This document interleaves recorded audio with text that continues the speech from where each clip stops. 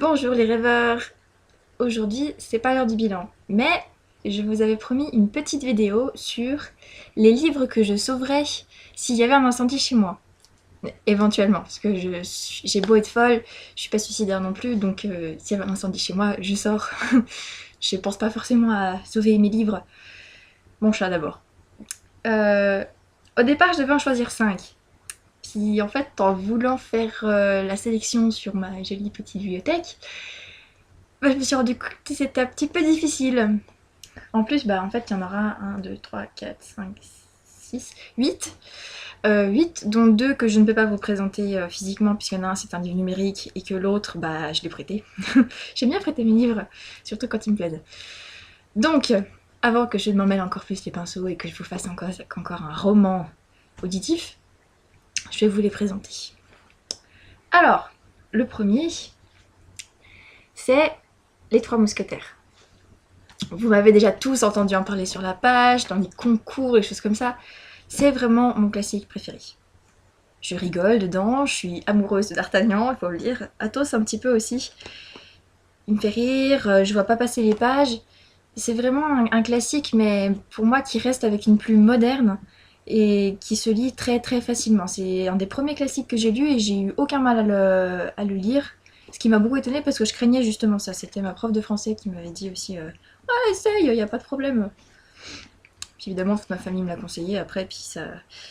De là a découlé plein de choses. Bref, je suis là. Ouais, c'est pratiquement sûr en fait. Je suis là, je reviens et je le sauve. Même si je suis pas suicidaire, je le sauve. Ensuite, il y a Plus fort que la haine de Tim Guénard, qui est un témoignage très fort, très dur aussi, mais très très très beau, je peux vous le dire. Sur en fait cet homme, Tim Guénard, qui a vécu une enfance très très difficile, il se faisait battre par son père, il est devenu un délinquant, il s'est échappé du centre où il était, et il a rencontré la foi, donc pour moi ça a une résonance particulière, mais à chaque fois que je lis ce livre, je l'ai peut-être déjà lu 4 ou 5 fois, hein, donc voilà. Je ressors de ce livre tout émue, chamboulée, et je me dis j'ai pas le droit de me plaindre, j'ai une vie magnifique, et j'apprends à voir les belles choses aussi qu'on a autour de soi, qu'on ne voit plus en fait avec la société de nos jours. C'était bien la pause au milieu de ma phrase. Hein. Donc voilà, c'est vraiment un livre que je conseille aussi, qui pourra vous marquer. Euh, c'est magnifique, c'est très dur, ça tord le ventre, mais ça... Il n'y a même pas de mots, il est génial ce livre. Et c'est très très accessible aussi parce que Tim Guénard n'est pas un romancier à la base. Il parle, enfin il écrit comme il parle. Jésus, c'est mon pote. C'est, il n'y a pas vraiment on pourra pas vous parler du style artistique avec lequel il écrit, c'est pas possible. Mais c'est vraiment beau quand même. Ensuite, passons à un tout autre registre totalement différent. C'est Mon nez, mon chat, l'amour et moi. Ok, j'ai lu ce livre, j'avais 14 ans. Soyons clairs. Ou 15, je sais plus. Toujours est-il que ça reste un des livres que je dis quand je suis pas très en forme. J'ai un coup de blues. Ça se lit super rapidement en une journée et je rigole comme pas possible. Oui, je sais, j'ai encore un humour de 14 ans, d'accord. Un peu plus élevé parfois. Mais ça me... je me prends pas la tête et puis c'est tellement frais, tellement original. En plus, l'auteur, elle nous crée de nouvelles expressions. Elle rend les choses du quotidien totalement, notre portée est totalement loufoque aussi. Et j'ai trouvé ça tellement cool que, ouais, pareil. C'est vraiment mon petit rayon de soleil enfin, orange, en mauve. Vraiment. Ensuite, là par contre, je sens que je vais déjà entendre. J'entends déjà les commentaires qu'on va me faire. Il s'agit de Walking Disaster, donc ça va de pair avec Beautiful Disaster, hein, mais comme celui-là aussi je l'ai prêté, ben, je peux pas le présenter. Mais Walking m'avait encore plus marqué que Beautiful. Ça, c'est le bouquin, la saga que j'aime le plus. C'est mon coup de cœur indétrônable. C'est. Voilà, je deviens gaga.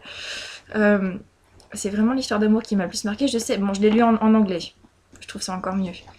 Je sais que certains, ils ont des reproches à faire sur Evie, tout ça. Oui, d'accord, elle est pas parfaite. Mais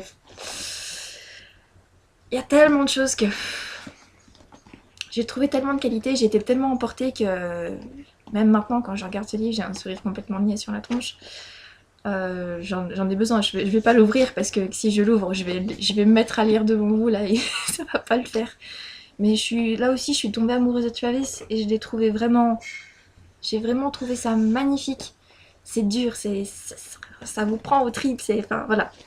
C'est vraiment le roman avec lequel je m'évade le plus. Je n'ai pas encore l'occasion de le relire, je pense que ça ne saura se faire sans tarder. L'autre jour, quand j'ai récupéré Beautiful Disaster avant de le reprêter une nouvelle fois, j'ai ouvert les pages, j'ai eu, je crois, un ou deux chapitres avant de me dire dis donc, il faudrait peut-être que t'arrêtes, Charlie, non? T'as pas que ça à faire. Ensuite, dans la même veine, nous avons. Et en face, c'est mieux. How to Ruin a Summer Vacation. Bel accent anglais, n'est-ce pas? Donc, un autre roman anglais. Donc, on va dire que je désigne aussi toute la saga qu'il y a dedans. Donc, ça fait une trilogie de Simonel Kelles. Franchement, j'ai trouvé. C'est tout petit, hein, c'est vraiment pas grand chose, vous voyez, c'est tout fin. C'est une belle histoire d'amour entre. Comment elle s'appelle? Ah oui, Amy, j'ai eu un doute. Amy et Avy, qui est israélite et israélien. Je raconte des bêtises en live. Tout va bien. Bref, Amy est obligée de partir en vacances avec son père, qu'elle considère juste comme son père biologique puisqu'il s'occupe jamais d'elle, ce qui est un peu vrai d'ailleurs.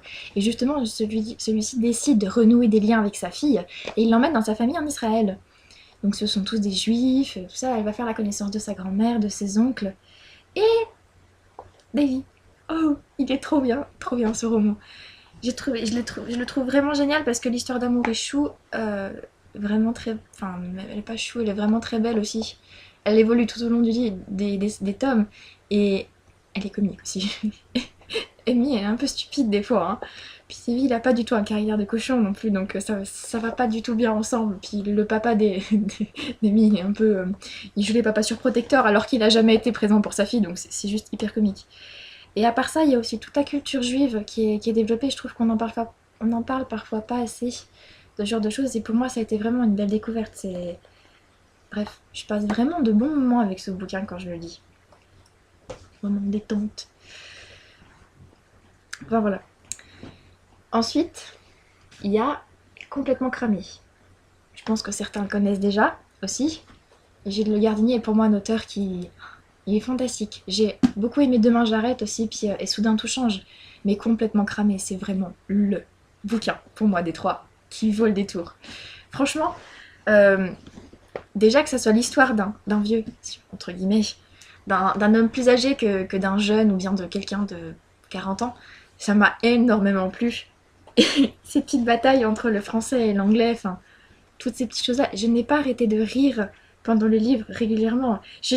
Mes proches en avaient ras-le-bol, j'arrêtais pas de lire des passages pour leur regardez, ça c'est trop drôle. Bon, évidemment, ils rigolaient pas autant que moi parce que c'était hors contexte. Mais c'était vraiment quelque chose ouais, de génial. Et puis en même temps, il y a une belle leçon de vie à l'intérieur parce que les personnages sont pas creux. Il y a vraiment. Tout se tient, tout est réaliste aussi. Puis la plume de Gilles Le Gardinier est juste magique. Enfin bref, vous rigolez, il y a des trucs sympas. Voilà. Je suis pas très douée quand même, j'ai l'impression, pour vous parler des livres que je préfère. Ensuite, on passe au bouquin que je n'ai hélas pas en main. Il y a l'histoire d'Hélène Keller, dont je vous ai déjà parlé aussi dans une de mes questions existentielles, qui est le premier bouquin qui m'a donné envie de lire, que j'ai lu à 9 ans. Bon, je lisais un petit peu avant aussi, mais c'est vraiment celui qui m'a débloqué et qui m'a donné envie de lire comme une malade, à devenir une morphale de la lecture. L'histoire d'Hélène Keller, en fait, c'est l'histoire d'une enfant qui est, donc Hélène Keller, qui est née aveugle et sourde, donc de fait muette. Et ça se passe dans les années 1800, si je me souviens bien. Donc il n'y a pas encore tous le braille, l'alphabet pour les... Enfin, langage des signes, je m'en souviens très bien. Ça n'existe pas encore vraiment, c'est en train de se développer. Et Hélène va recevoir en fait une institutrice chez elle, Anne Sullivan, une éducatrice, qui va lui ouvrir le monde. Elle va lui apprendre justement comment dire, haut en lui faisant du morse dans la main. Euh, c'est des tas de choses comme ça et en fait Hélène va grandir avec elle, elle va vraiment s'ouvrir parce qu'elle avait un caractère infernal, ce qui est normal, elle comprenait pas le monde autour d'elle. Euh, Elle apprend énormément, elle va devenir adulte, elle va faire des conférences pour expliquer que c'est important ce genre de choses et elle va même apprendre à parler. C'est énorme quand même, parce qu'elle s'entend pas. Et j'ai trouvé cette... Enfin, on nous décrit l'évolution de tout ce qu'elle a vécu et j'ai trouvé ça juste magnifique. Ça m'a aussi un petit peu révélé ce que je veux être, éducatrice spécialisée. J'ai mis du temps à me rendre compte, mais c'est vraiment un livre qui m'a marqué parce qu'il est plein de douceur, de détermination aussi, qui nous montre que quand on y croit, on peut aller très loin. Et que c'est pas parce que certains ont des faiblesses qu'il faut les laisser en marge. Et franchement, c'était important pour moi. Enfin, vraiment, c'est un tout petit livre, c'est même un petit pocket jeunesse, tout petit, enfin normal quoi, qui se lit très très vite, pareil en une journée, mais qui vous marquera beaucoup plus qu'une journée, ça c'est clair.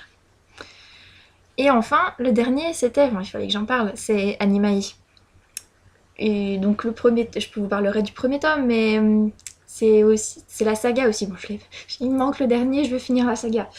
Euh, c'est vraiment une saga que j'ai découvert. Je m'attendais pas du tout à tomber dessus comme ça, à l'apprécier autant. C'était un truc que j'avais pris pour partir en vacances dans ma liseuse pour éviter d'embarquer une pile de bouquins comme ça. Euh, donc, c'est l'histoire de Lou qui est en fait une direwolf. J'espère que ça se prononce comme ça. Donc, c'est-à-dire un être humain capable de se changer en animal mais en gardant son poids humain. C'est-à-dire que si elle se transforme en cafard, c'est pas forcément l'exemple que j'aurais choisi, mais en chat, on va dire, bah elle fera, si elle fait 60 kilos, elle fera un chat de 60 kilos. Donc forcément, c'est des proportions un peu plus, voilà. Après, chaque direwolf a son animal favori, et Lou, c'est une panthère. Donc elle va s'infiltrer dans les services secrets pour aller à la recherche des chalcros, qui sont eux un peu l'équivalent enfin, ce sont les mêmes créatures, sauf que c'est-à-dire qu'ils perdent leur réflexe humain, ils sont beaucoup plus bestiaux, enfin, voilà. Ils sont beaucoup moins bien que les direwolves. C'est tout ce qu'il faut retenir. Et qui sont une menace en fait pour la population normale. Et elle va, elle va s'infiltrer dans les services français, elle va tomber amoureuse aussi, enfin bref. C'est une saga qui est servie avec beaucoup d'humour, beaucoup de réalisme aussi. On sent qu'il y a énormément de recherche de la part de l'auteur. C'est très très agréable à lire et très frais, très. Enfin bref, c'est pas pour rien qu'elle a été publiée chez Au Livre de Poche, ça on s'en doute bien. Et c'est vraiment une saga que je peux vous conseiller. Enfin voilà. J'arrive au bout de mes 8 livres que je sauverais s'il y avait un incendie chez moi. Donc il y a ma Bible aussi. Mais ça c'est autre chose. Donc voilà, 8 livres. Donc je me demande s'il faudrait peut-être pas que je les prépare une pile à part dans ma bibliothèque pour les embarquer si jamais il y a un problème, parce que déjà si je dois venir les chercher ça risque d'être périlleux, mais si en plus je dois les chercher dans les différentes étagères de la bibliothèque, ça risque d'être... oui là carrément suicidaire. Donc voilà, c'était pour vous en parler tout simplement. J'espère que cette petite courte vidéo, je sais pas si elle aura été très utile, mais j'espère qu'elle vous aura quand même plu. J'ai toujours plaisir à vous parler de mes lectures, surtout celles que j'aime énormément, et celles-ci sont... c'est le summum de ma bibliothèque. Donc voilà, sincèrement, j'espère que ça vous a plu. Voilà, je me répète. J'aime bien me répéter. C'est pas grave, je radote. Je deviens vieille. Non. euh, voilà, je vous dis à dans quelques jours pour le bilan du mois de juin, puisque nous sommes le 24. Et c'est pas longtemps quand même. Ce mois-ci risque d'être un petit peu chargé, donc voilà. En attendant, je vous souhaite de bons rêves en mots ou non. On n'est pas encore en train de dormir, mais c'est toujours bon de réveiller. Et puis voilà, je vous dis à tout de suite sur le blog, et puis merci encore une fois de me suivre. Ciao!